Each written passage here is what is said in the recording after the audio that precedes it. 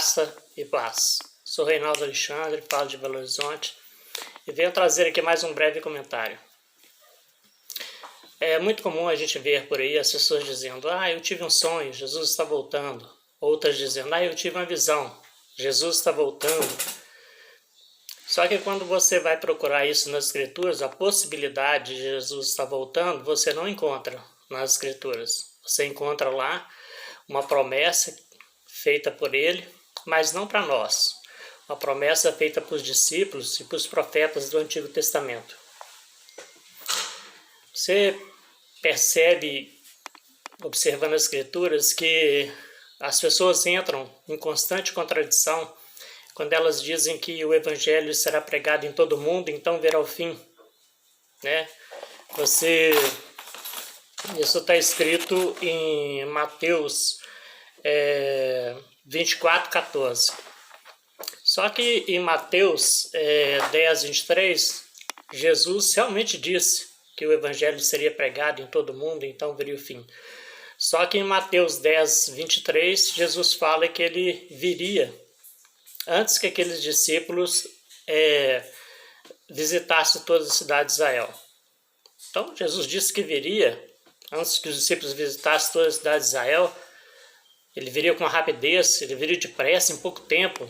Não daria tempo os discípulos visitar toda a cidade de Israel. E agora ele diz que o Evangelho seria pregado em todo mundo, então viria o fim. Eles não conseguem perceber as Escrituras da maneira que ela está escrita. Né? Eles não acreditam naquele judeu, né? aquele homem judeu, um homem judeu chamado Jesus. Eles não acreditam nele. Ele acredita naquele Jesus que eles criaram, fantasioso, um Jesus que imaginário, né? que agrada ao coração deles. Mas eles não acreditam, não creem em Jesus. Tanto que, por isso que eu acabei de dizer para vocês aqui, que Jesus disse que ia voltar, quando os discípulos dele, parte daqueles discípulos ainda estavam em vida, né? vivos, ele voltaria naquele tempo. Eles não acreditam nisso, eles acreditam que ele vai vir no futuro. A gente sabe que realmente havia uma promessa de ressurreição, né? Uma ressurreição no espírito, não uma ressurreição física. Havia sim uma promessa de ressurreição no Velho Testamento para os profetas, e Jesus veio confirmar isso. Né? Jesus veio para brindar, né, aquela dispensação que estava se findando, aquela era, ele veio para brindar. E nessa brindação, nesse brinde, né, que Jesus proporcionou, estava incluído a ressurreição de muitas pessoas. Né? Muitos ressuscitaram no dia do juízo, prometido por Deus, né, a Daniel.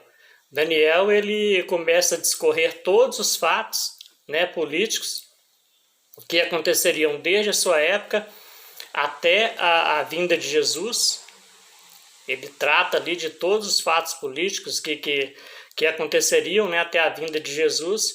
E quando ele conclui, né, a destruição de Jerusalém, porque a revelação era para a destruição do povo santo, quando ele conclui a destruição de Jerusalém, Deus promete para ele que ele ressuscitaria naqueles dias, nos dias da destruição de Jerusalém, ele ressuscitaria naqueles dias.